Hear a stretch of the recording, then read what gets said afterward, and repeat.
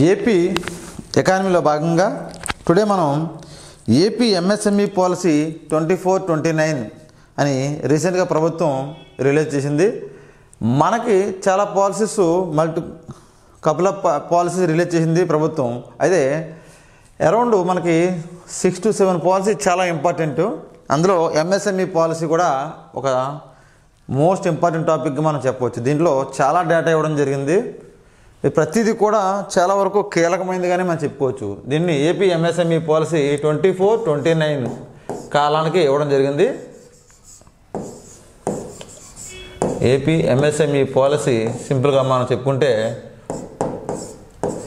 2429 కాలానికి ఇవ్వడం జరిగింది.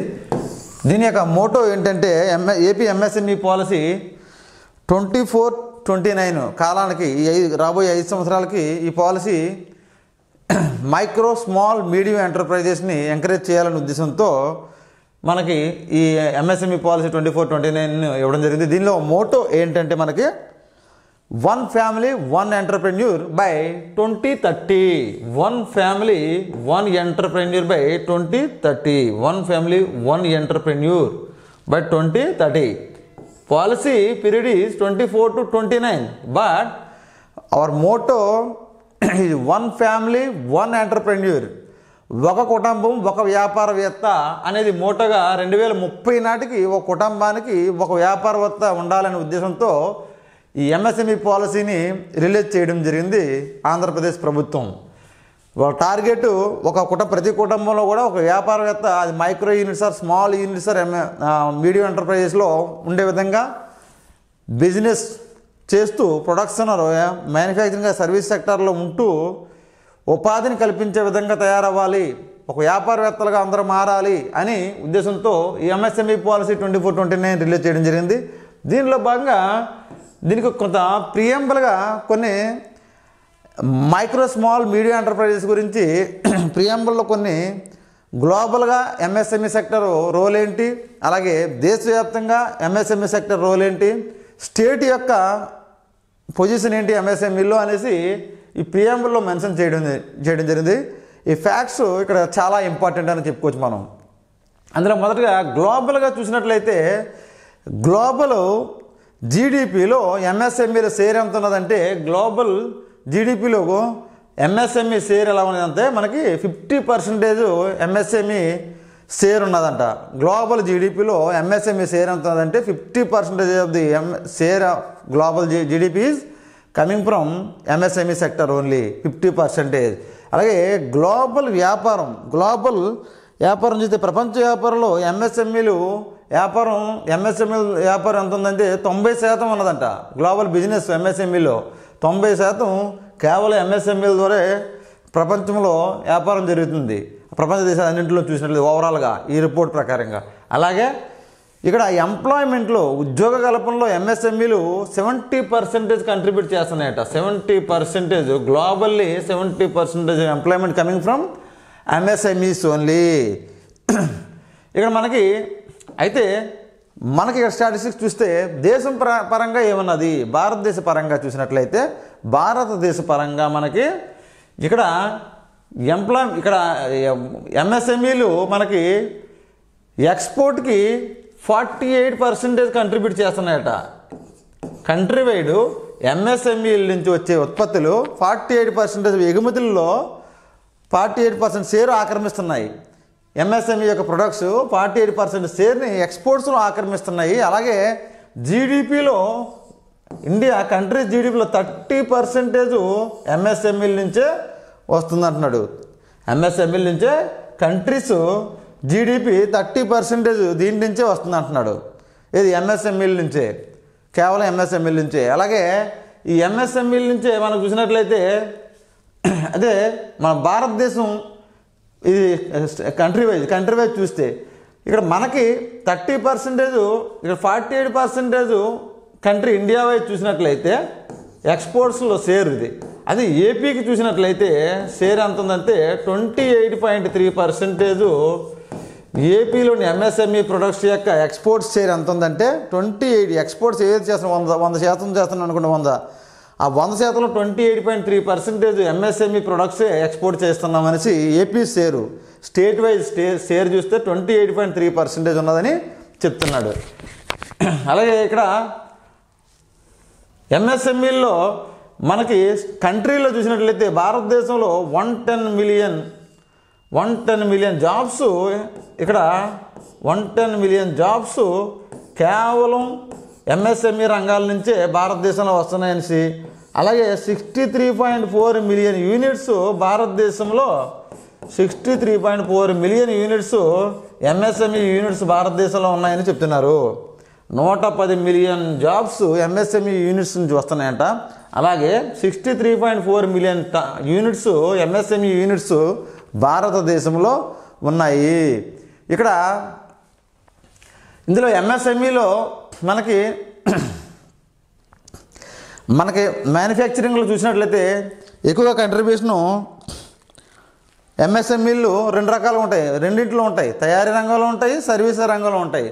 ఇక్కడ తయారీ రంగంలో ఇక్కడ మనకు చూసినట్లయితే ఇక్కడ మనకు యూనిట్స్ ఏంటనుకున్నాం, 63.4 మిలియన్ యూనిట్స్. కాబట్టి ఈ జాతీయ తయారీ రంగంలో ఎంఎస్ఎంఈల షేర్ ఎంత ఉందంటే 33.4% జాతీయ తయారీ రంగంలో లేదా మ్యానుఫ్యాక్చరింగ్ సెక్టర్లో ఎంఎస్ఎంఈల షేరు, తయారీ రంగంలో ఎంఎస్ఎంఈల షేర్ ఎంత ఉందంటే 33.4% ఉందంట. జాతీయ తయారీ రంగం వాటాలో ఎంఎస్ఎంఈల షేర్ ఎంత ఉంది, 33.4% ఉంది. ఎంఎస్ఎంఈలు micro small medium enterprises MSMED act micro small medium enterprises development act 2006లో చేయడం జరిగింది.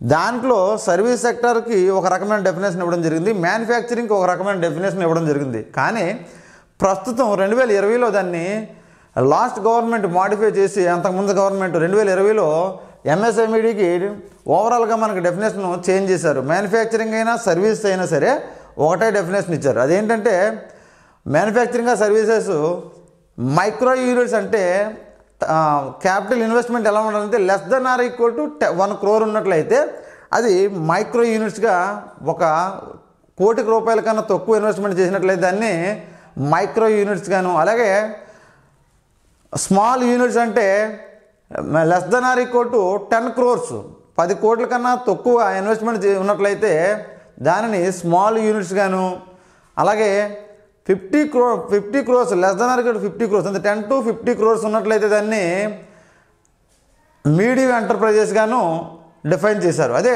టర్న్ ఓవర్ని బట్టి, ఇన్వెస్ట్మెంటే కాకుండా టర్న్ ఓవర్ని బట్టి చూసినట్లయితే 10 crores లోపు టర్న్ ఓవర్ ఉన్నట్లయితే దాన్ని మైక్రో యూనిట్స్ అంటారు. అలాగే 50 crores కన్నా తక్కువ టర్న్ ఓవర్ ఉన్నట్లయితే దాన్ని స్మాల్ యూనిట్ అంటారు.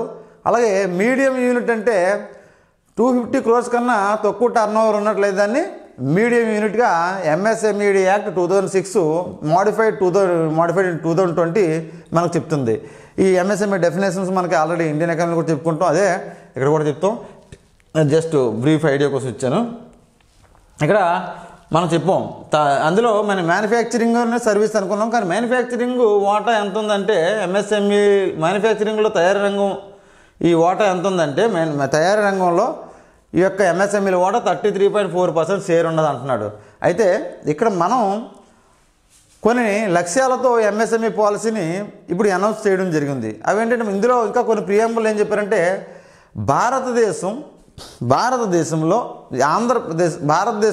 ఇక్కడ ఆంధ్రప్రదేశ్లో 2028 జరుగుతున్న నాటికి పారిశ్రామిక రంగం యొక్క షేరు $80 బిలియన్ ఉండాలని, $80 బిలియన్ అంటే 23 నుంచి 25% ఆఫ్ జీడిపి ఇండస్ట్రీస్ నుంచి రావాలనేసి, 23 నుంచి 25% ఆఫ్ జీడిపి ఇండస్ట్రీస్ నుంచి రావాలని టార్గెట్ పెట్టారు. ఇప్పటికి 2028-29 నాటికి అది ఎంత అంటే $80 బిలియన్ అమౌంట్ పరంగా చూస్తే $80 బిలియన్ మనకి 2028-29 నాటికి ఉండాలంటున్నారు. Okay, $80 billion. అదే మనం చూసినట్లయితే $80 బిలియన్ అనేది 23-25% సమానం. ఇండస్ట్రీలో 2028-29 నాటికి 2028-29 నాటికి ఉండాలి. అదే 2047 నాటికి ఏంటంటే స్వర్ణాంధ్ర సాధించుతాం. 2047 నాటికి ఇండిపెండెన్స్ వచ్చి 100 years అవుతుంది కాబట్టి దానికి విజన్ డాక్యుమెంట్ రిలీజ్ చేయడం జరిగింది. స్వర్ణాంధ్ర 2047 నాటికి ఎలా ఉండాలంటే దేశ్ ఇండస్ట్రియల్ షేరు $760 బిలియన్ ఉండాలంటున్నారు. ఇది ఎంతకి 30-32%కి ఆఫ్ జిఎస్డిపికి ఈక్వల్ అంట. 30-32% ఆఫ్ జిఎస్డిపికి ఇండస్ట్రియల్ షేరు, పారిశ్రామిక రంగం యొక్క షేరు ఉండాలనేసి ఇక్కడ టార్గెట్గా నిర్ణయించడం జరిగింది.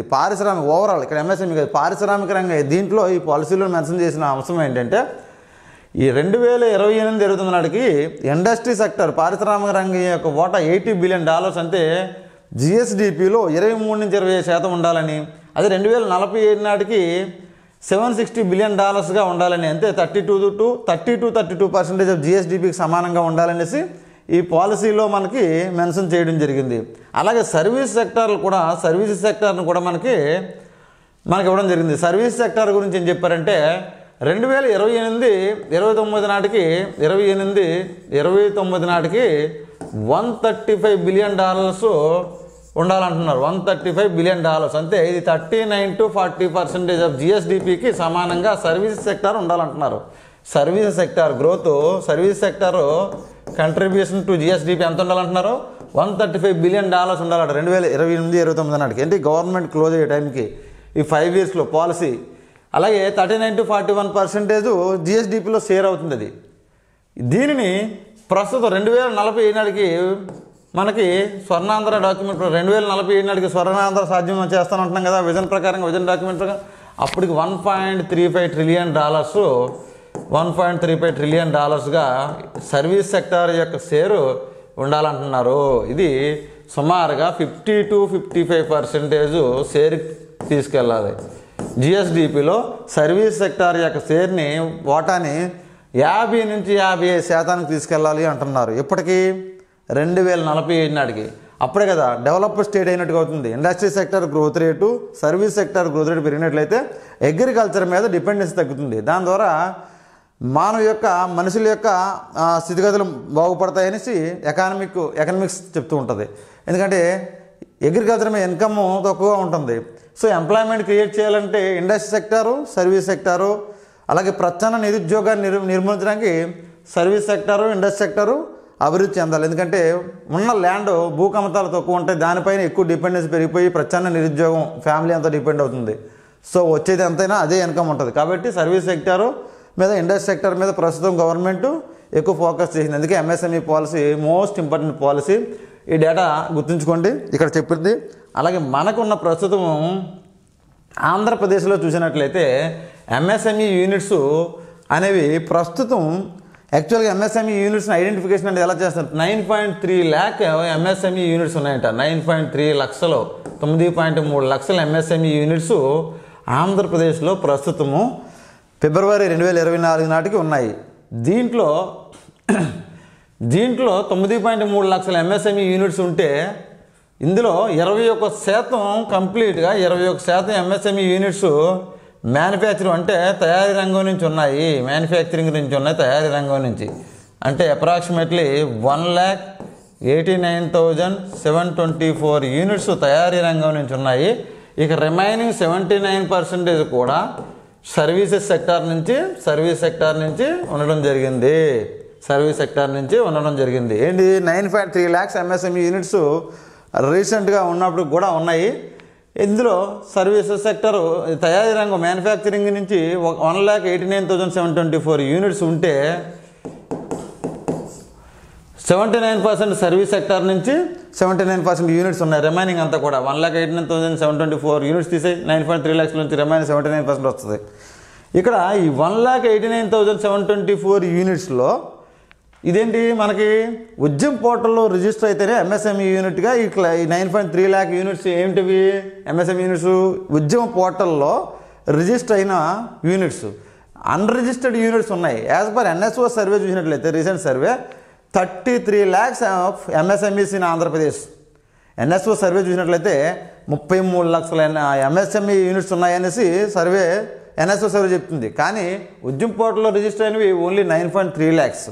అందువల్ల దాని ఆబ్జెక్టివ్ కూడా మన ఆబ్జెక్టివ్స్లో టార్గెట్స్లో మనం మాట్లాడుకుంటాం. దాని గురించి అసంఘటిత రంగం నుంచి సంఘటిత రంగంలోకి మార్చడానికి ఇది ఒక గైడింగ్ ప్రిన్సిపల్గా కూడా మనం తీసుకుంటాం దీని నుంచి. అయితే 1,89,724 యూనిట్స్ తయారీ రంగంలో ఉంటే వీటిల్లో మనకు అత్యధిక శాతం ఈ తయారు రంగంలో ఉన్నాయి ఎక్కడి నుంచి ఉన్నాయంటే 32% ఈ 32% ఫుడ్ ప్రాసెసింగ్ రంగాలు ఉన్నాయి, ఆహార శుద్ధి పరిశ్రమలు ఉన్నాయి, ఫుడ్ ప్రాసెసింగ్లో ఉన్నాయంట. ఫుడ్ ప్రాసెసింగ్లో 32% ఉండి మేజర్ షేర్ ఏమున్నాయి, first major share food processing 32% ఉన్నాయి.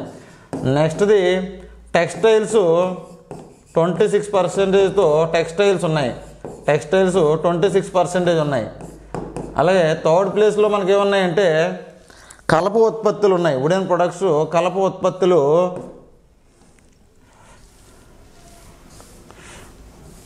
థర్డ్ ప్లేస్లో మనకి ఏమున్నాయి, కలప ఉత్పత్తులు ఉన్నాయి.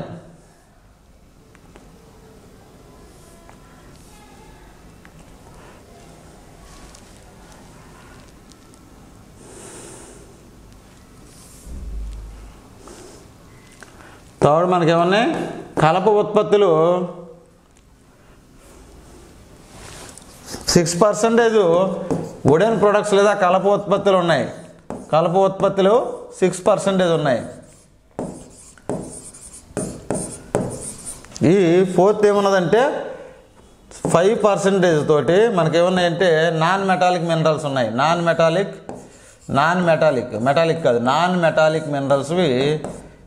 మినరల్స్తో ఇండస్ట్రీస్ ఏమున్నాయి 5%తో ఇవి ఉన్నాయి, ఇవి ఫోర్త్ ప్లేస్లో. సో ఫస్ట్ ఈ తయారు రంగంలో ఉన్న 1,89,724 ఫుడ్ ప్రాసెసింగ్ తయారు రంగంలోకి వస్తే మేజర్ చంక్ ఏమున్నది, మేజర్ ఏమైనా ఆక్రమిస్తుంది, మేజర్ పొజిషను 32% ఫుడ్ ప్రాసెసింగ్ ఆక్రమిస్తుంది. రెండో టెక్స్టైల్స్లో ఉన్నాయి తయారు రంగంలో. అలాగే కలప ఉత్పత్తులు 6% ఉన్నాయని, నాన్ మెటాలిక్ మినరల్స్ 5% ఉన్నాయనేసి ఇక్కడ ఈ పాలసీ మనకి క్లియర్గా మెన్షన్ చేస్తుంది. అలాగే మనకి మాట్లాడుకుంటే ఇవి క్లియర్గా చూసుకోండి. ఇక మనకు మాట్లాడుకున్నట్లయితే ఇంకా ఈ ఎంఎస్ఎంఈ పాలసీ నుంచి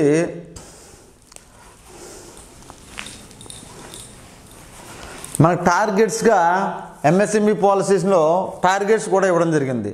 అసలు ఎంఎస్ఎంఈ పాలసీలో 29 నాటికి ఏం చేయాలనుకుంటున్నారు, ఫస్ట్గా మనం చెప్పుకోవాల్సింది మోటో ఏంటనుకున్నాం, 1 ఫ్యామిలీ 1 ఎంటర్ప్రెన్యూర్ బై 2030 నాట్ 2029, 2030 నాడు చేయమన్నారు. ఆ 5 years తర్వాత 1 year ఇంకా 2030 నాడు టార్గెట్ పెట్టుకున్నారు. అదే మొదటగా టార్గెట్ చూసినట్లయితే మొదటగా దీని టార్గెట్ ఎంఎస్ఎంఈలు ప్రస్తుతం ఎక్కువగా ఎన్ఎస్ఓ సర్వే ప్రకారంగా 33 లక్షల వరకు కూడా ఎంఎస్ఎంఈలు అనార్గనైజ్డ్ సెక్టర్ లేదా అసంఘటిత రంగంలో ఉన్నాయి. కాబట్టి మొదటగా 22 లక్షల ఎంఎస్ఎంఈలని అసంఘటిత రంగం నుండి సంఘటిత రంగంలోకి మార్చాలంటున్నారు. 22 లక్షల ఎంఎస్ఎంఈలని అసంఘటిత రంగం నుంచి సంఘటిత రంగంలోకి మార్చాలని టార్గెట్ పెట్టుకున్నారు 2029 నాటికి. ఇప్పుడున్న ప్రస్తుతం 9.3 lakhs ఎంఎస్ఎంఈ యూనిట్స్ కాకుండా అంటే ఉద్యమ పోర్టల్లో రిజిస్టర్ చేయించాలి వీటిని అనేసి. అలాగే దీనికోసం ఏం చేశారు అంటే మనం 22 lakhs ఎంఎస్ఎంఈ యూనిట్స్ని ఆ సంఘటిత రంగంలోకి మార్చాలి. అలాగే మనకి ఈ ఉద్యమ పోర్టల్లో రిజిస్టర్ చేయడానికి ప్రస్తుతం దీనికోసం ఏం చేస్తున్నారు, ఇక్కడ పాలసీలో లేనిది ప్రస్తుతం తర్వాత గవర్నమెంట్ ఇనిషియేట్ చేసింది ఏంటంటే ర్యాంప్ సర్వే కండక్ట్ చేస్తున్నారు.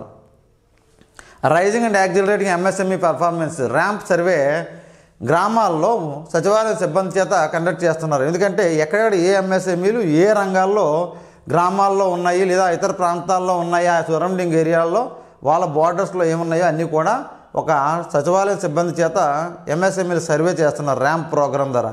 సో త్రూ దట్ ఉద్యమ పోర్టల్లో రిజిస్టర్ చేయించి వాళ్ళని ఆర్గనైజ్డ్గా తీసుకురావడానికి సంఘటిత రంగంలోకి తీసుకొచ్చి ఉద్యమ పోర్టల్ ద్వారా వాళ్ళకి ఫైనాన్షియల్ యాక్సెస్ ప్రొవైడ్ చేయడము, అలాగే స్కిల్లింగ్ ప్రోగ్రాంలో పార్టిసిపేట్ చేసేలా చేయడం, ఇతర డిఫరెంట్ సెమినార్స్ కండక్ట్ చేసే ఉద్దేశంతో గవర్నమెంట్ వాళ్ళని మోటివేట్ చేయడం కోసం ఫస్ట్ వాళ్ళు ఐడెంటిఫై చేయడం కోసం ర్యాంప్ సర్వే కండక్ట్ చేస్తుంది. తద్వారా some MSMEs will come in to organised sector. ఆ సంఘటిత రంగంలో కూడా అవి కొన్ని వస్తాయి. అన్ఆర్గనైజ్డ్లో ఉన్న ప్రస్తుతానికి వాళ్ళు రిజిస్ట్రేషన్ అవ్వలేదు ఎంఎస్ఎంఈలుగా ఎక్కడ ఉద్యమ పోర్టల్లో. అలాంటి వాళ్ళన్నీ కూడా ఒక సంఘటిత రంగంలో తీసుకొస్తారు ఎంఎస్ఎంఈలు ఉద్యమ పోర్టల్లో రిజిస్టర్ చేయడం ద్వారా. సో వాటిని ఐడెంటిఫై చేసే పనిలో ఫిబ్రవరి ఎండింగ్ నాటికల్లా ఈ ఐడెంటిఫికేషన్ సర్వే ర్యాంప్ సర్వే ద్వారా ఎంఎస్ఎంఈ యూనిట్లు ఐడెంటిఫై చేయాలనేసి సచివాలయాలకి గవర్నమెంట్ ఆర్డర్స్ ఇవ్వడం జరిగింది. నెక్స్ట్ మనకి 50,000 కోట్ల పెట్టుబడుల్ని 50,000 కోట్ల పెట్టుబడుల్ని కేవలం అదనంగా తయారీ రంగం నుంచి ఆకర్షించాలి, అట్రాక్ట్ చేయాలనుకుంటున్నారు. 50,000 కోట్ల రూపాయల పెట్టుబడుల్ని అదనంగా తయారీ రంగం నుంచి, కేవలం తయారీ రంగం నుంచి, ఎంఎస్ఎంఈలు తయారీ రంగం నుంచి 50,000 కోట్ల పెట్టుబడి, సర్వీసెస్ కాదు, ఇంక్లూడ్ కాదు, ఓన్లీ ఎంఎస్ఎంఈ. ఎందుకంటే తయారీ రంగం నుంచి ఎక్కువ ఎంప్లాయ్మెంట్ క్రియేట్ అవుతుంది కాబట్టి తయారీ రంగంలోకి అదనంగా 50,000 కోట్ల పెట్టుబడుల్ని 2029 నాటికల్లా అట్రాక్ట్ చేయాలనేసి ఒక టార్గెట్గా పెట్టుకుంది. అలాగే మనకి ప్రస్తుతం ఉన్న ఎగుమతుల్ని 2029 నాటికి డబల్ చేయాలని $12 బిలియన్ సుమారుగా డబల్ చేయాలనేసి టార్గెట్ పెట్టుకోవడం జరిగింది. అలాగే 500+ ఎంఎస్ఎంఈ ఛాంపియన్ని గ్లోబల్ వాల్యూ చైన్తో ఇంటిగ్రేట్ కావడం కోసం ఎంఎస్ఎంఈ ఛాంపియన్లు 500+ ఎంఎస్ఎంఈ ఛాంపియన్ని తయారు చేయాలనేసి టార్గెట్ పెట్టుకోవడం జరిగింది. అలాగే మనకి ఉన్న ప్రస్తుత పరిస్థితుల్లో టెక్నాలజీ సెంటర్స్ని, సెక్టార్ స్పెసిఫిక్ టెక్నాలజీ సెంటర్స్ని ఒక 5 స్పెసిఫిక్ సెంటర్స్ని ఎన్నుకొని టెక్నాలజీ సెంటర్స్ని ఎస్టాబ్లిష్ చేయాలని కూడా అదొక టార్గెట్ పెట్టుకోవడం జరిగింది ప్రభుత్వం.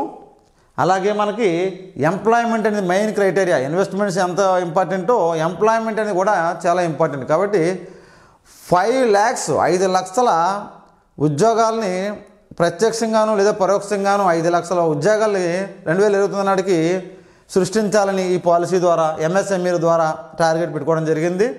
అలాగే స్పెషల్ అసిస్టెన్స్ ఫర్ ఇంక్లూజన్, వీళ్ళకి వేకర్ సెక్షన్స్ని ఇంక్లూడ్ చేయడం కోసం మనకి ఎంఎస్ఎంఈల్ని స్పెషల్ అసిస్టెన్స్ కొంతమందికి వేకర్ సెక్షన్స్కి ఇవ్వడం జరుగుతుంది.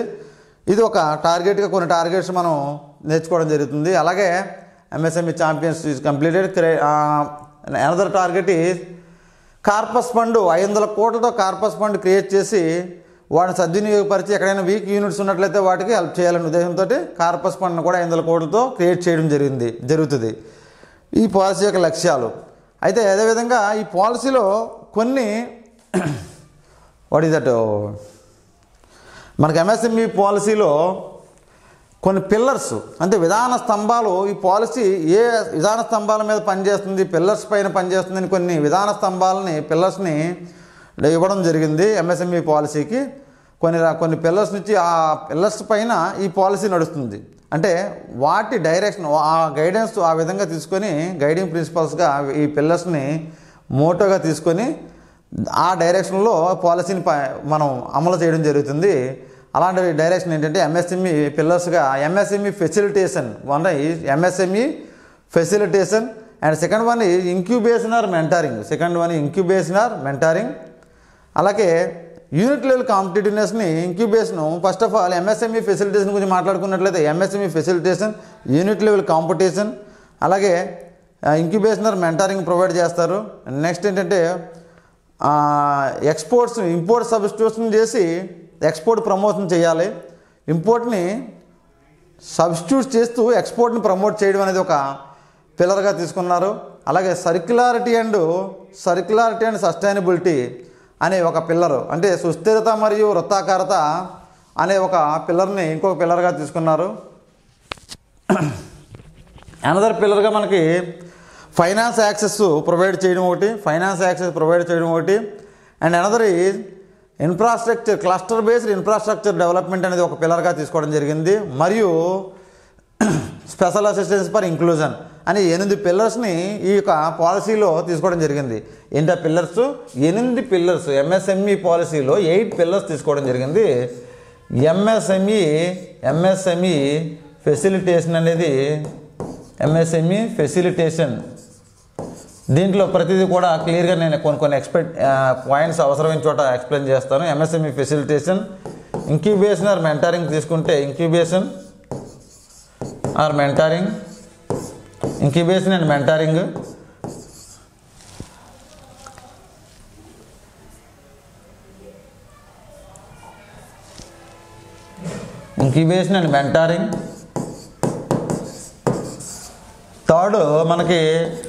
థర్డ్ ఏంటంటే unit level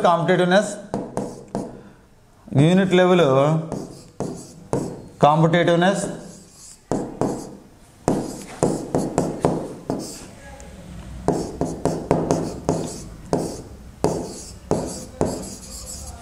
unit level competitiveness. ఇక financial access,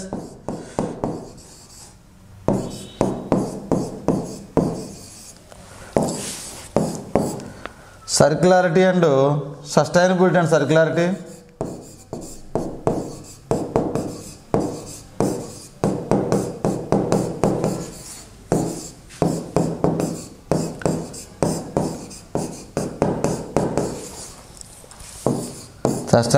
సర్క్యులారిటీ, import substitution and export promotion, import substitution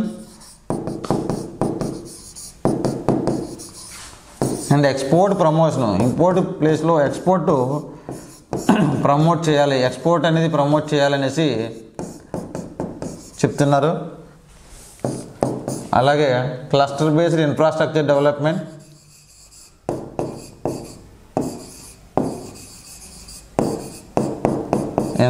cluster based infrastructure development.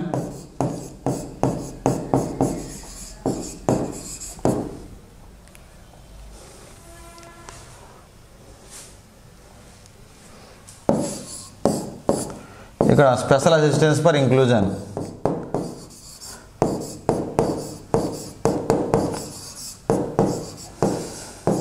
ప్రత్యేక ప్రోత్సాహకం ఫర్ ఇంక్లూజను.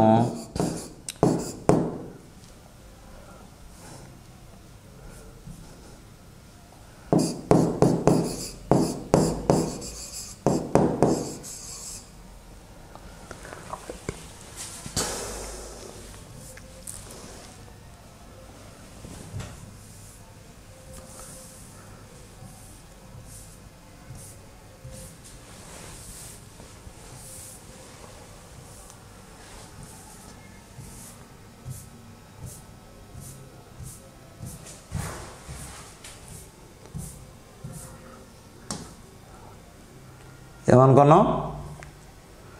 8 ఎంఎస్ఎంఈ పిల్లర్స్ మనకి ఎంఎస్ఎంఈ ఫెసిలిటేషన్, ఇంక్యుబేషన్. ఎంఎస్ఎంఈ ఫెసిలిటేషన్లో భాగంగా మనకి ఏం చేస్తారు? CM ఉద్యమి help line, dedicated CM ఉద్యమి help line అనేది మనకు ఒకటి స్టార్ట్ చేస్తున్నారు. డెడికేటెడ్ సీఎం ఉద్యమి హెల్ప్ లైన్ ఏంటంటే మార్గనిర్దేశం ఇవ్వడానికి, ఏదైనా ఇతర సమస్యలు ఉన్నప్పుడు ఆ సీఎం హెల్ప్ లైన్ ద్వారా మనం అప్రోచ్ అవ్వచ్చు ఎంఎస్ఎంఈ ఫెసిలిటేషన్ చేయడం వల్ల. అలాగే మనకి ఎంటర్ప్రెన్యూర్ క్యాపబిలిటీ సెంటర్స్ అనేసి ప్రతి జిల్లాలో ఎంటర్ప్రెన్యూర్ క్యాపబిలిటీ సెంటర్స్ ఈసీసీల్ని ప్రతి జిల్లాలో 25 జిల్లాల్లో ఏర్పాటు చేసి ప్రతి జిల్లాలో ఏముంటాయి? డిస్ట్రిక్ట్ జిల్లా పారిశ్రామిక కేంద్రాలు ఉంటాయి. ఈ పారిశ్రామిక కేంద్రాలని జిల్లా పారిశ్రామిక కేంద్రాల్లో డెవలప్ చేయడం కోసం, అనుసంధానించడం కోసం ఇక్కడ జిల్లా ఎంటర్ప్రెన్యూర్ క్యాపబిలిటీ సెంటర్స్, అలాగే అమరావతిలో ఒక స్టేట్ ఎంటర్ప్రెన్యూర్ క్యాపబిలిటీ సెంటర్ని అనుసంధానం చేస్తారు. ఈ ఎంటర్ప్రెన్యూర్ క్యాపబిలిటీ సెంటర్ జిల్లా అభివృద్ధి కేంద్రాల ద్వారా, డిస్ట్రిక్ట్ ఇండస్ట్రియల్ సెంటర్ ద్వారా, జిల్లా పారిశ్రామిక కేంద్రాల ద్వారా ఈ యొక్క స్టేటు అంటే డిస్ట్రిక్ట్ ఎంటర్ప్రెన్యూర్ క్యాపబిలిటీ సెంటర్స్ని స్టేట్లో అమరావతిలో ఎస్టాబ్లిష్ చేసిన స్టేట్ ఎంటర్ప్రెన్యూర్ క్యాపబిలిటీ సెంటర్స్తో అనుసంధానం చేసి ఎంటర్ప్రెన్యూర్ని క్యాపబిలిటీస్ని పెంచే విధంగా కొన్ని సలహాలు, సంప్రదింపులు అన్నీ మనకు దాని ద్వారా జరుగుతుంటాయి. అదేవిధంగా ఇంక్యుబేషన్ ఆర్ మెంటారింగ్, ఇంక్యుబేషన్ యూనిట్స్ని ఎస్టాబ్లిష్ చేయడంతో పాటు ఐఐటి తిరుపతి, ఐఎమ్స్ విశాఖపట్నంలో ఇంక్యుబేషన్ సెంటర్స్ని యొక్క ఇంక్యుబేషన్ సెంటర్స్ ఏర్పాటులో వాటిని డెవలప్ చేస్తారు ప్రస్తుతం ఉన్న వాటిల్లే. అలాగే మెంటారింగ్ కూడా ఇస్తారు. గొప్ప ఇండస్ట్రియలిస్ట్ చేత మెంటారింగ్ కూడా ఇవ్వడం జరుగుతుంది. పెద్ద పెద్ద బిజినెస్ గ్రూప్స్ చేత మెంటారింగ్ కూడా ఇవ్వడం జరుగుతుంది. యూనిట్ లెవెల్ కాంపిటేటివ్నెస్ అనేది ఇంక్రీజ్ చేయడం కోసం మనకేం చేస్తారు? స్కిల్ డెవలప్మెంట్ ప్రోగ్రామ్స్ని లాంచ్ చేసి యూనిట్ లెవెల్ కాంపిటీషన్ అనేది ఇంక్రీజ్ చేస్తారు దీంట్లోనూ. అలాగే ఫైనాన్షియల్ యాక్సెస్ అనేది మనకి ఈ బ్యాంకింగ్ల ద్వారా మనకి సుమారుగా ఫైనాన్షియల్ యాక్సెస్ అనేది ఇవ్వడం జరుగుతుంది. ఏది? క్రెడిట్ గ్యారంటీ స్కీమ్ ద్వారా సుమారుగా ఎటువంటి షూరిటీలు లేకుండా, ఎటువంటి తనఖాలు లేకుండా ప్రభుత్వం యొక్క షూరిటీతో 75% నుంచి 80% వరకు రుణాలు ప్రొవైడ్ చేయడం జరుగుతుంది. దీనికి ఫైనాన్షియల్ యాక్సెస్ మనకి ఇవ్వడం జరుగుతుంది. అలాగే సస్టైనబిలిటీ అండ్ సర్క్యులారిటీ, సుస్థిరత మరియు వృత్తాకారత, దీనికోసం మనకేం చేయాలి? మనకు ఆటోమేటిక్గా మనకేమన్నది? మన టార్గెట్ 2005 గ్రీన్ హౌస్ గ్యాసెస్ ఏవైతే ఉన్నాయో వాటిని మనకి 2005 గ్రీన్ హౌస్ గ్యాసెస్ని 2030 నాటికి సుమారు 45% తగ్గించాలి. వాటి 2005 స్థాయిలకి 2005 స్థాయిలు ఎంత ఉన్నాయో దానికి 45% తగ్గించాలి 2030 నాటికి.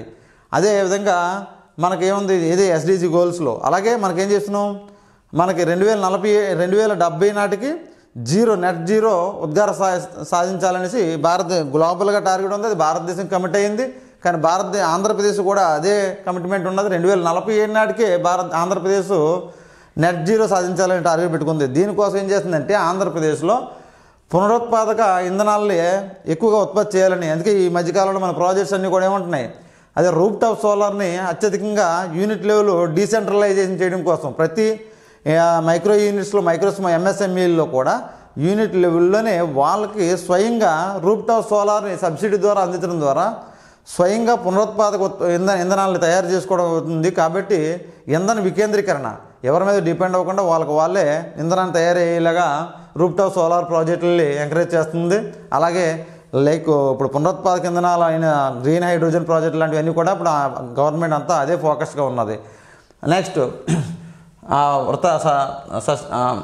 Import substitution, export promotion. Export అనుకూలంగా ఉన్న కొన్ని రంగాల్ని ఎంచుకొని వాటిని ప్రోత్సహిస్తుంది చేస్తుంది. ఎక్స్పోర్ట్కి అనుకూలంగా ఉన్నది రంగాల్లో ఇంపోర్ట్ అనేది తగ్గించుకొని ఎక్స్పోర్ట్కి అనుకూలమైన రంగాలని తీసుకొని వాటిని టెక్నాలజికల్గా డెవలప్ చేసి ప్రమోట్ చేయడానికి ఇండస్ట్రీ 4.0 టెక్నాలజీని ఉపయోగించడం, అలాగే ఎక్స్టెన్షన్ సెంటర్లను ఎస్టాబ్లిష్ చేయడం, సెక్టార్ స్పెసిఫిక్ ఎక్స్టెన్షన్ సెంటర్లు ఏర్పాటు చేయాలనుకుంటున్న ఎంపిక చేసిన 5 రంగాల్లో.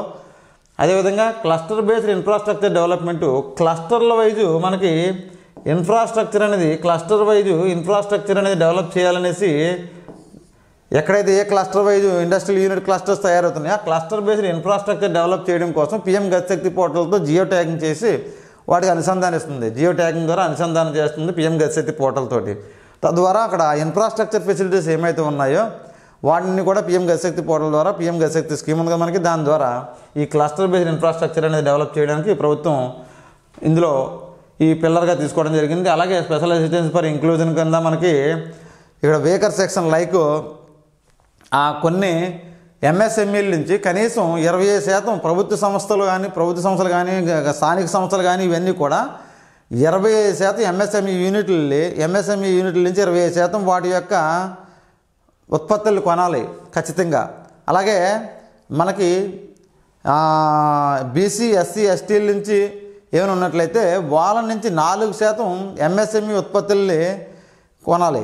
వాళ్ళ అవసరాలు ముడిసరుకుల్ని అలా వాళ్ళ దగ్గర నుంచి తయారైన ఎంఎస్ఎంఈ, బీసీ, ఎస్సీ, ఎస్టీలు వాళ్ళు ఎవరైనా ఎంటర్ప్రెన్యూర్స్ ఉన్నట్లయితే వాళ్ళ దగ్గర నుంచి ప్రభుత్వ కార్యకలాపాలు ఏమైతే ఉన్నాయో వాటి సంస్థలకి 4% వాళ్ళు కొనవలసి ఉంటుంది. అలాగే మహిళల నుంచి అయితే మహిళలు స్థాపించిన యూనిట్ల నుంచి అయితే కనీసం 3% వాళ్ళు ఉత్పత్తులు కొనవలసి ఉంటుంది. ప్రభుత్వ రంగ ప్రాజెక్టులు ఏవైతే ఉన్నాయో అవన్నీ కూడా ఇది అదేంటి వాళ్ళని కూడా ఇక్కడ వెనకబడకుండా వాళ్ళ ప్రొడక్ట్ సేల్స్ అవ్వకపోవడం ఇలాంటిది జరుగుతుంది. కాబట్టి వాళ్ళని ఎంకరేజ్ చేస్తూ ముందుకు తీసుకెళ్తుంది స్పెషల్ అసిస్టెన్స్ ఫర్ ఇంక్లూజన్, వాళ్ళని వీకర్ సెక్షన్ ఇంక్లూడ్ చేయడం కోసం. ఇది ఎంఎస్ఎంఈ పిల్లర్స్లో మనం 8 పిల్లర్స్ని మనం గుర్తుంచుకోవాల్సి ఉంటుంది. అట్లీస్ట్ ఎంఎస్ఎంఈ ఫెసిలిటీస్ని ఇంక్యుబేషన్ అండ్ మెంటారింగ్ ప్రొవైడ్ చేస్తారు. అలాగే మనకి ఇంకా ఇక్కడ ఇన్సెంటివ్స్ అనేవి ప్రొవైడ్ చేస్తుంది గవర్నమెంట్. ఇన్సెంటివ్స్ అనేవి ప్రొవైడ్ చేస్తుంది. అవేంటంటే క్యాపిటల్ ఇంటెన్సివ్ అంటే పెట్టుబడి పెట్టిన దానికి ఇన్సెంటివ్స్ కొన్ని ప్రొవైడ్ చేస్తుంది గవర్నమెంట్ ఈ పాలసీలో భాగంగా. అలాగే టెక్నాలజీ అప్గ్రేడేషన్కి మరి కొత్త యంత్రాలు కొనడానికి ఇన్సెంటివ్స్ ప్రొవైడ్ చేస్తుంది. అంటే ప్రస్తుతం ఉన్న technology industry 4.0 artificial intelligence like quantum computing ఇవన్నీ కూడా మనకి డేటా సైన్స్ ఇవన్నీ అప్డేట్ ఉన్నాయి. కాబట్టి వాటి టెక్నాలజీని ఉపయోగించి మనం ఇండస్ట్రీని ఎంఎస్ఎంఈ యూనిట్స్ని అభివృద్ధి చేయాలి. కాబట్టి అలాంటి టెక్నాలజీ అప్గ్రేడేషన్ కానీ కొత్త యంత్రాలను కొనేటప్పుడు కానీ మనకి ప్రభుత్వం కొంత ఇన్సెంటివ్స్ అనేసి ఇస్తుంది, సబ్సిడీస్ ఇస్తుంది. అలాగే పవర్ యూనిట్స్లో సబ్సిడీస్ ఇస్తుంది. పవర్ని కన్జంప్షన్లో ఎంత సబ్సిడీ ఇస్తుంది మనకి ఎలా చూసినట్లయితే మొట్టమొదటి క్యాపిటల్ సబ్సిడీ కానీ చూసినట్లయితే మూలధన సబ్సిడీలో కనీసం 25% సబ్సిడీ ఎంఎస్ఎంఈల్లో micro units, small units, medium enterprise వేటికైనా సరే 25% సబ్సిడీని ప్రభుత్వం ఇస్తుంది, 25% సబ్సిడీని ప్రభుత్వం ఇస్తుంది. ఫర్ ఎగ్జాంపుల్ ఎంఎస్ఎంఈ యూనిట్స్లో ఎంఎస్ఎంఈలో మైక్రో యూనిట్స్ చూసినట్లయితే మైక్రో యూనిట్స్ ఏది యూనిట్కి అయినా సరే 25% అనేది ఫిక్స్డ్ క్యాపిటల్ సబ్సిడీ పై ఫిక్స్డ్ క్యాపిటల్ ఇన్వెస్ట్మెంట్ పైన సబ్సిడీ ఇస్తుంది. అయితే 25% మైక్రో యూనిట్స్ అయినా స్మాల్ అయినా మీడియం 25%. కానీ మైక్రో యూనిట్స్కి బడ్జెట్ అంతా మనకి లెస్ దాన్ 1 crore ఇన్వెస్ట్మెంట్ కాబట్టి అక్కడ సబ్సిడీ అంతా 25% అంటే 25 lakhs మ్యాక్సిమం గరిష్టంగా 25 lakhs వరకు ఇస్తుంది. అదే మనకి స్మాల్ యూనిట్స్ అయితే 1.5 crores ఇస్తుంది. అదే మనకి మీడియం ఎంటర్ప్రైజెస్ అయితే మ్యాక్సిమం గరిష్టంగా 7 కోట్ల వరకు ఇస్తుంది. 25% ఈక్వల్ టు 7 కోట్లు మ్యాక్సిమం ఇస్తుంది. ఇది మనకి ఇది క్యాపిటల్ సబ్సిడీ అనే దాని మీద. అలాగే టెక్నాలజీ అప్గ్రేడేషన్ సబ్సిడీ చూసినట్లయితే మనకి టెక్నాలజీ యంత్రాలపై సబ్సిడీ కూడా ఉన్నది. యంత్రాలపై సబ్సిడీ అనేది మనకి యంత్రాలపై సబ్సిడీ కూడా ఇవ్వడం జరిగింది. మరి అదేవిధంగా పవర్ యూనిట్స్ పైన సబ్సిడీ ఇస్తుంది. పవర్ యూనిట్స్ పైన సబ్సిడీ ఎలా ఇస్తుంది? యూనిట్కి ₹1 చొప్పున ఇస్తుంది. యూనిట్కి ₹1 చొప్పున. మైక్రో యూనిట్స్ అయితే గరిష్టంగా ₹1,00,000 వరకు, స్మాల్ యూనిట్స్ అయితే గరిష్టంగా 5 లక్షల వరకు, మీడియం యూనిట్స్ అయితే గరిష్టంగా 15 లక్షల వరకు కనీసం 6 సంవత్సరాలు విద్యుత్ టారిఫ్ ఇస్తుంది. విద్యుత్ పైన సబ్సిడీ అనేది ఇస్తుంది. అలాగే మనకి ఏంటది రిజిస్ట్రేషను ల్యాండ్ కన్వర్షన్ జరుగుతుంది. అగ్రికల్చర్ ఫర్ ఎగ్జాంపుల్ అగ్రికల్చర్ నుంచి non land agriculture land assessment అనేసి అంటే ల్యాండ్ కన్వర్షన్ అనేది ఇండస్ట్రియల్ యూనిట్ కన్వర్ట్ చేసినప్పుడు కాస్ట్ ఎక్కువ అవుతుంది, రిజిస్ట్రేషన్ ఛార్జ్. ఇవన్నీ కూడా సబ్సిడీ 100% సబ్సిడీ ఇచ్చేస్తుంది. SGST 100% SGST సబ్సిడీ ఇస్తుంది. 100% SGST అనేది మనకి స్టేట్ GST ఉంటుంది కదా, దాన్ని 100% మనకి రీఎంబర్స్ చేస్తుంది గవర్నమెంట్. 100% SGSTని రీఎంబర్స్ చేస్తుంది. స్టాంప్ డ్యూటీ 100% రీఎంబర్స్ చేస్తుంది. స్టాంప్ డ్యూటీ అనేది కూడా 100% రీఎంబర్స్ చేస్తుంది. ఎవరికి మనకి ఎవరు ఇండస్ట్రీ ఎస్టాబ్లిష్ చేసిన వాళ్ళకి 100% స్టాంప్ డ్యూటీ రీఎంబర్స్ చేస్తుంది. అలాగే మనకి టెక్నాలజీ యంత్రాలు నూతన యంత్రాలు కొనడానికి మనం నూతన యంత్రాలు కొనేటప్పుడు నూతన యంత్రాలు కొనాలనుకున్నప్పుడు 20% సబ్సిడీ ఇస్తుంది. మైక్రో అయినా స్మాల్ అయినా మీడియం సరే 20% సబ్సిడీ ఇస్తుంది. 20%.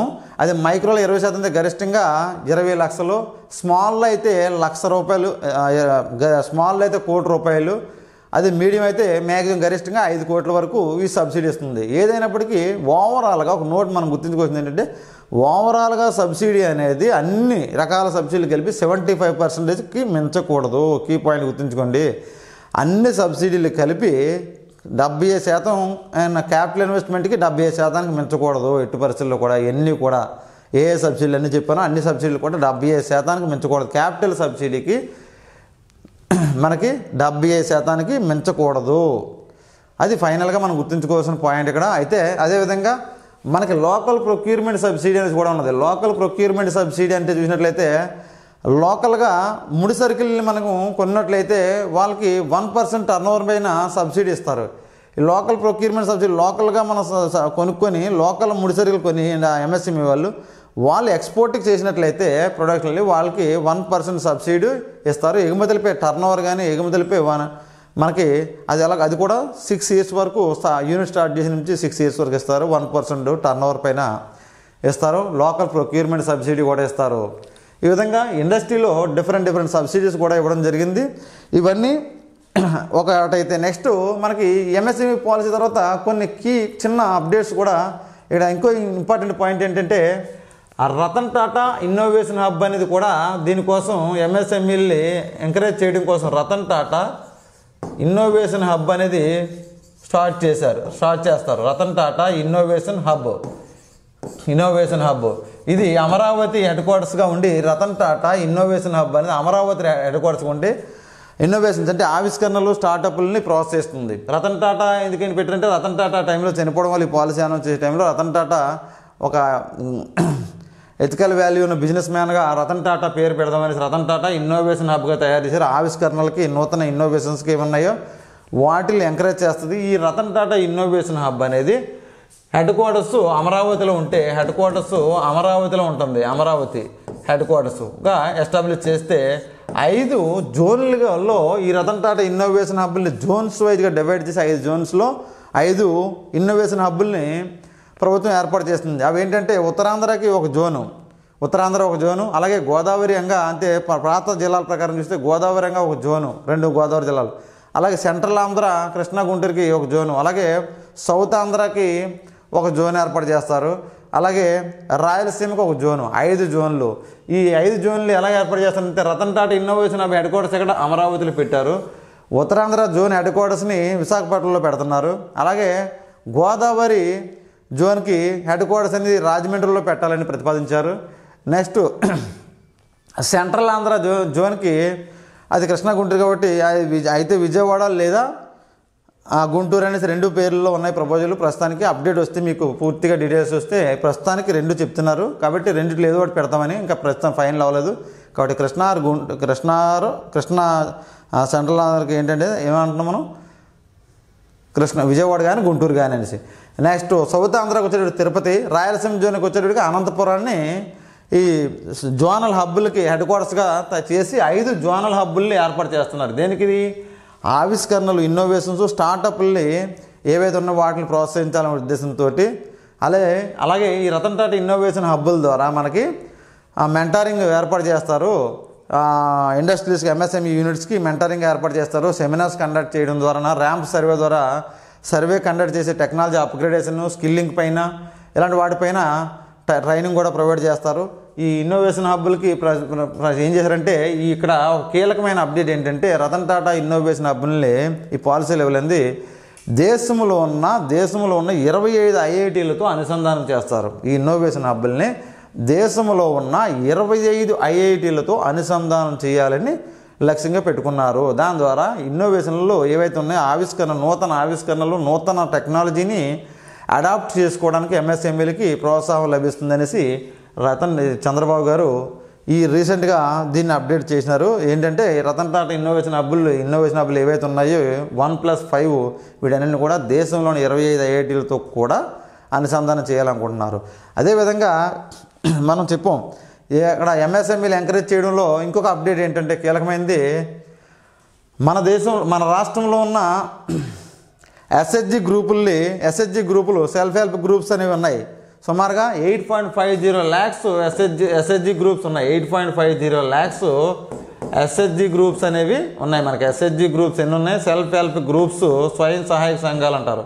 ఎస్హెచ్జి గ్రూప్స్ 8.50 lakhs ఉన్నాయి. ఇందులో 89.54 లక్షల మహిళలు, గ్రామీణ మహిళలు సభ్యులుగా ఉన్నారు.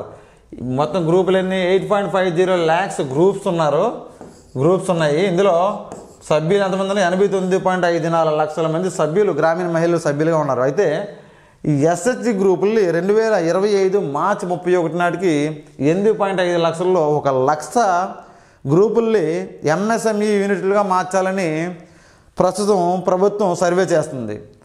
ప్రభుత్వం టార్గెట్ పెట్టుకున్నది 1 లక్ష యూనిట్లు, అంటే 1 లక్ష గ్రూపుల్ని 8.50 లక్షల గ్రూపులు, 8.5 లక్షల గ్రూపుల్లో 1 లక్ష గ్రూపుల్ని ఎంఎస్ఎంఈ యూనిట్స్గా మార్చాలనేసి 2025 మార్చి 31 టార్గెట్. వీటన్నింటినీ ఫైనల్గా ఎస్హెచ్జి గ్రూపులు అన్నింటినీ కూడా అట్లీస్ట్ మైక్రో యూనిట్స్గా మార్చాలనేసి బ్యాంక్ లిమిట్స్ కూడా బాగా రీఫైనాన్స్ చేయగలుగుతున్న వాటిలన్నింటిని కూడా బ్యాంకు రుణాలు కూడా వాటికి ఎస్హెచ్జి గ్రూప్స్కి 20 లక్షల వరకు పెంచారు. దానికోసం గతంలో 10 లక్షల వరకు ఉంటే దాన్ని 20 లక్షల వరకు లిమిట్ పెంచడం జరిగింది ఎస్హెచ్జి గ్రూప్స్కి, బాగా మంచి గ్రూపులకి.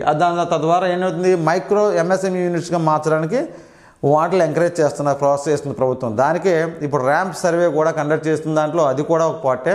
టెక్నాలజీ అప్గ్రేడేషన్, ఈ గ్రూపుల్ని సంఘటిత రంగంలోకి తీసుకొచ్చి వీటి ద్వారా తయారీ రంగంలో కానీ సర్వీసుల్లో కానీ వీటి యొక్క సేవలు వీటి ఒక ఇండస్ట్రియలిస్ట్గా మార్చాలనేసి. ఎందుకంటే మన టార్గెట్ ఏంటి?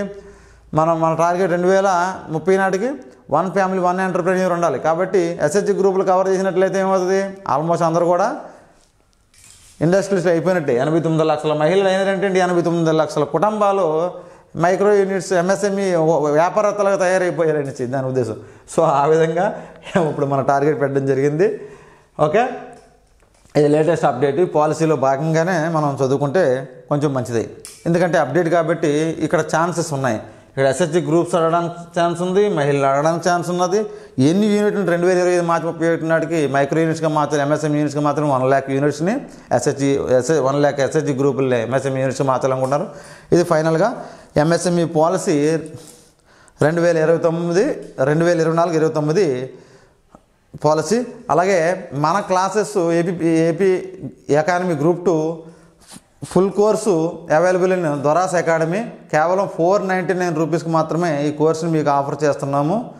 ఇక్కడ లాస్ట్లో మనకి లాస్ట్ మీన్స్ మంత్ ఎండింగ్ నాటికి మనకి ఇండియన్ ఎకానమీ ఏపీ ఎకానమీకి సంబంధించి అరౌండ్ 25 పేజెస్ ఫ్యాక్ట్స్ కూడా ఈ కోర్సులో భాగంగా మీకు అంటే ఎగ్జామ్కి గ్రూప్ 2 ఎగ్జామ్కి బిఫోర్ వెళ్ళే ముందర మీరు క్విక్ రివిజన్ చేయడానికి కావాల్సిన ఫ్యాక్ట్స్ అరౌండ్ 20 to 25 పేజెస్ వస్తున్నాయి. ఇవన్నీ కూడా మీకు ఇండియన్ ఎకానమీ ఏపీ ఎకానమీలో కలిపి కంప్లీట్గా మీకు మొబైల్లో మా యాప్లో రీడింగ్ ద్వారా ఇవ్వడం జరుగుతుంది. ఇదే కోర్సులో భాగంగా 499కే. అలాగే మనకి బ్రీఫ్ హ్యాండ్ రైటెడ్ నోట్స్ కూడా ఈ క్లాస్ ద్వారా మీకు ఇవ్వడం జరుగుతుంది. అది మీకు ఆసక్తి గల విద్యార్థులు ఎవరైనా ఉన్నట్లయితే మా యాప్ లింకు దొరాస్ అకాడమీ డౌన్లోడ్ చేసుకోండి. అలాగే మా ఆఫీస్ నెంబర్ 9392101456 కాంటాక్ట్ చేయండి. Thank you.